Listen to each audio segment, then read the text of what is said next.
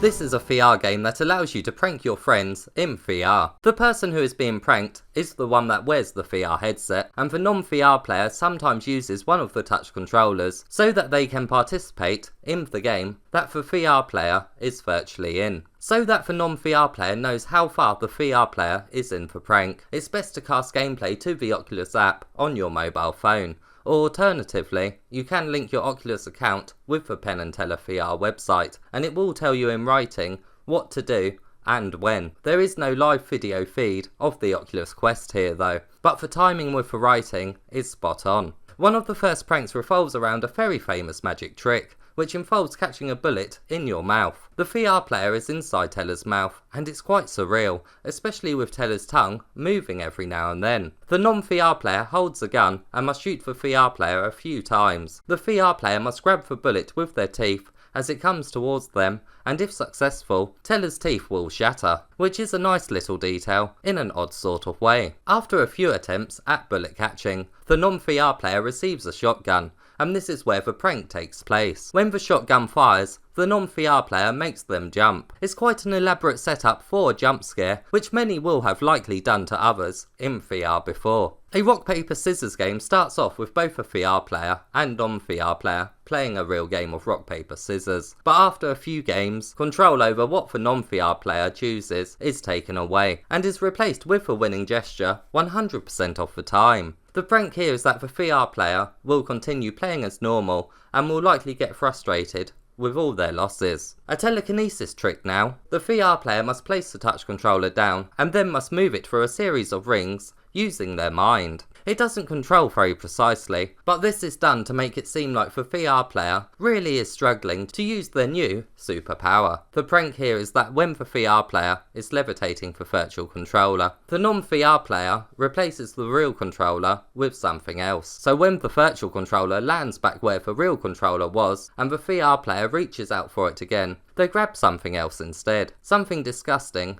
or silly. Another sneaky prank now, where the VR player must crack rotten eggs. It's a very basic minigame, and the outcome in the end is basically them smashing something you have placed in front of them in the real world, such as a real egg. This one has Penn and Teller attempting to hypnotise the VR player. The main parts here are at one point they have them holding a brick and a balloon to see if they can force one to feel heavier than the other, and at another point Teller waves a fuming can under their nose, with the idea being the non-VR player waves something smelly under the VR player's real nose. It's not very eventful. A talking gorilla head now guesses the VR player's star sign and age, but how does he do it? The non-VR player simply enters it into their mobile phone. To give you time to enter these details, the VR player is presented with a series of carnival games. They work well, but they're really nothing special. They really only serve as a distraction. Your prey this time will have to be someone who isn't interested in technology, because most people will guess how this has been done. The last two are card tricks, where you will need a pack of cards in real life. Penn teaches you how to perform the trick, and most importantly, know what card your friend has picked. The friend then wears the VR headset, and the card they picked is then revealed to them virtually. One of them is simply presented to them, whilst the other is done in a more spectacular magic show fashion. These do require the most setting up to do out of all of them, due to the tricks having a few steps. By failing to prepare, you're preparing to fail. Why don't you ever come up with some of your own sayings, instead of stealing them? Fine! Be prepared to fail! If you fail to prepare. You truly are a genius, Mr Oculus.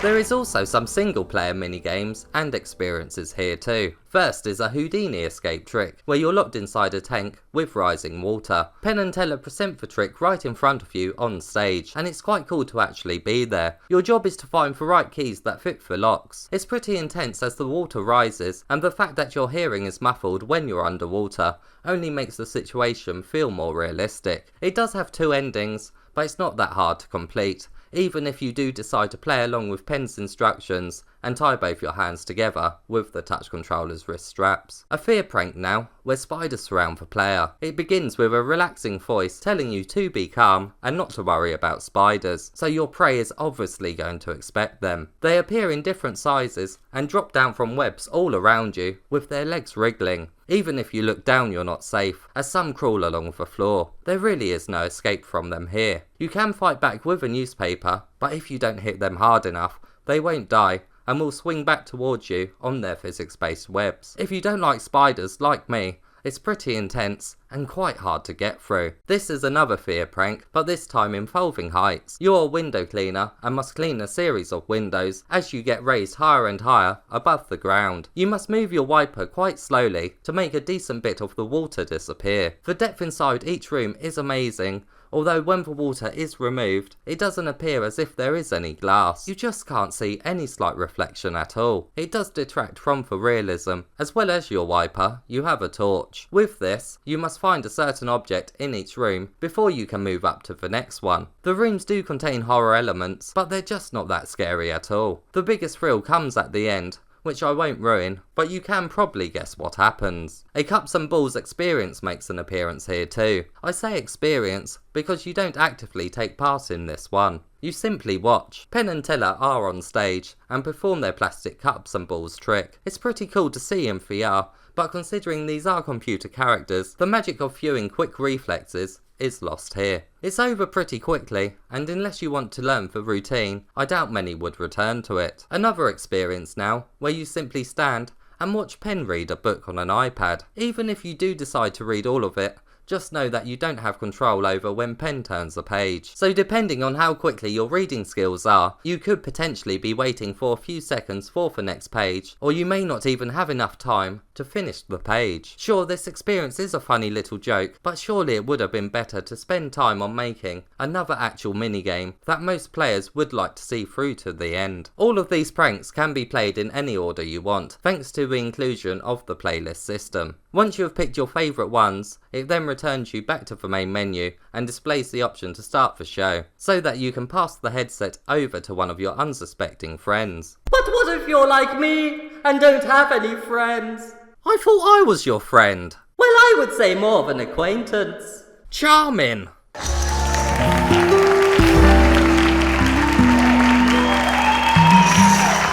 You obviously must watch and learn how each prank works before performing it on friends. It can actually be quite a lengthy process to get through every single one, but luckily there is some brilliant humour during these parts thanks to Penn's dialogue, and the same energy that he brings to his TV shows are found here. Teller also does just as good a job with his body movements. You would expect nothing less from this duo. While in the past, when TV or movie celebrities have recorded lines for games, they often haven't been as entertaining as when they appear on TV. But that certainly isn't the case here. It definitely feels like a Penn and Teller video game. Their character models do look pretty spot on, as long as you're a reasonable distance away from them. When you get really close, their eyes seem a bit dead inside, and it does hurt the illusion of actually being in the same room as them. You don't need eyes to show emotion. It just goes to show that your posh attitude isn't the only thing that makes you unrelatable.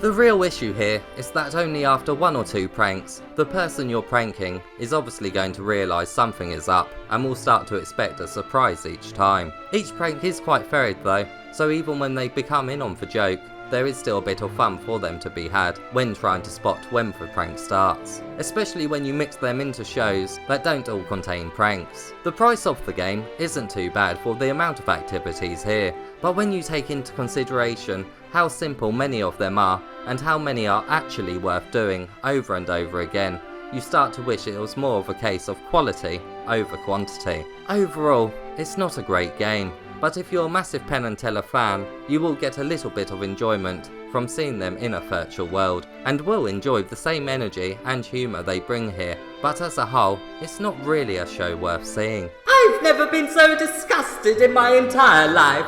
How dare you speak negatively about fellow stage performers? If only we was more like Penn and Teller. You would make a great Teller. Thanks for the compliment. They do say Teller has the brains. But most importantly, he doesn't speak!